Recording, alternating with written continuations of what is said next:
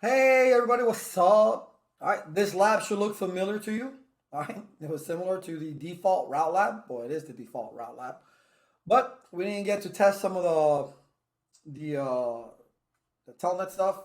So let's do it, SSH stuff. We can do it now.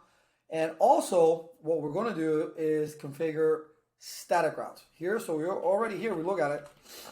We have show IP route. There we have our default route, right, from before. So now what we're going to do is static routes. But let's test our telnet, right? So let's telnet into the other router. Telnet to 10.1.1.6. And then that'll be LDIS. And then it'll be Mango. MANGO. And then we're there. Cool, right? So let's SSH now.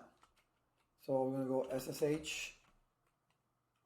I thought I saw three L's. My vision is going crazy.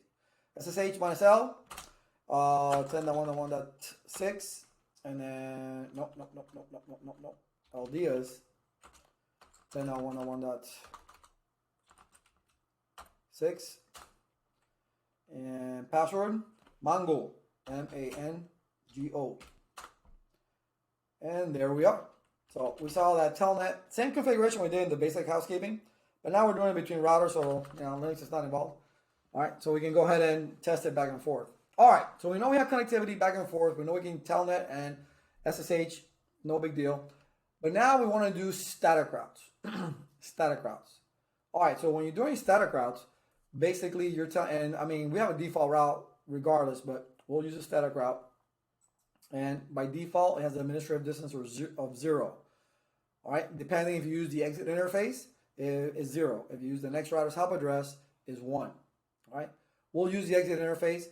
It may give us a warning, all right, because when you're doing static routes, if you use the exit interface on an Ethernet connection, which this is, you may generate too much ARP, okay, since it's IPv4, but we'll see. So we're going to use static routes. We'll have a default route already. We'll use static routes so you can see how that's built, all right, and we'll do other static route labs bigger so you can get a better idea of it, okay, because two routers is, default route takes care of the issue, but just to show you.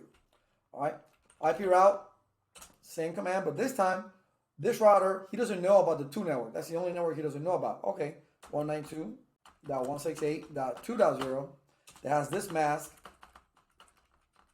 Now you need to choose. Do you want to use the next router's hop address? That means your administrative distance will be 1, which is recommended due to the ARP request, but we're going to go ahead and put G01 anyway, G01, see if it gives us that error message. It doesn't. It should, because you're going to generate a lot of ARP, but it doesn't. All right, cool. We'll use the exit interface. No biggie. All right. Now, you see I didn't change the administrative distance. I could have if I wanted to, but at this point, there's no need for it. Do WR, and then we'll do a show IP route. And you see the default gateway is there. And we have a static route that is directly connected. You see that? Directly connected. That means the administrative distance is 0. Okay, so now, instead of using the default route, it's going to use a static route. Why? Because it's in the RIB. It's in the routing table. It says, okay, well, I got an entry, a static entry that tells me how to get to the 2.0 by going out this interface. So no longer will it use a default route. That's a good test question right there. Okay, so let's go to this one right here and do the same thing. Because in this situation, right, there's no choice. There's no entry in the routing table for network 192.168.1.0. So it's going to use, it has no choice but to use the default route.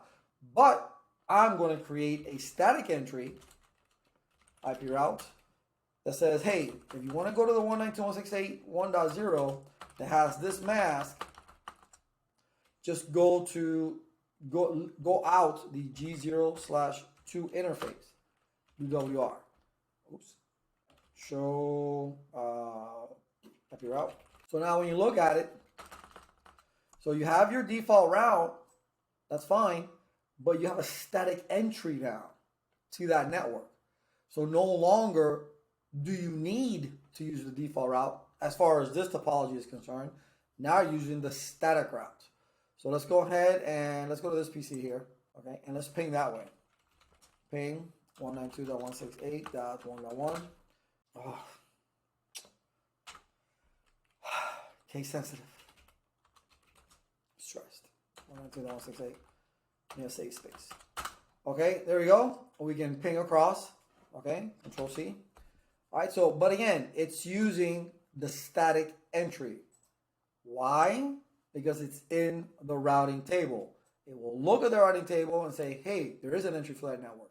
Before, there was no entry, so we had no choice but to use the gateway of last resort or a default route. Cool? So, and again, I didn't have to change the administrative distance or anything like that.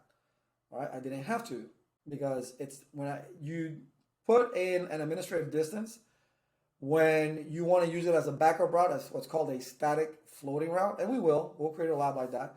All right, where we have a combination of default routes, static routes, or static floating routes, and a routing protocol. All right, but slowly but surely we'll build up. See you in the next one.